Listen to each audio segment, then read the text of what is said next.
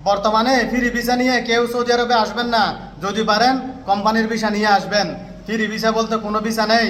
আপনাদেরকে দালালরা অনেক প্রলোভন দেখাবে। দালাল হচ্ছে এক নম্বর মাদার বোর্ড। এই দালালের কারণে কিন্তু আমাদের অনেক বাংলাদেশি ভাইদের জীবন আজকে তছনছ হয়ে যাচ্ছে প্রবাসের মাটিতে। ফ্রি ভিসা বলতে কোনো ভিসা নাই। ফ্রি ভিসা কাকে বলে আপনারা জানেন?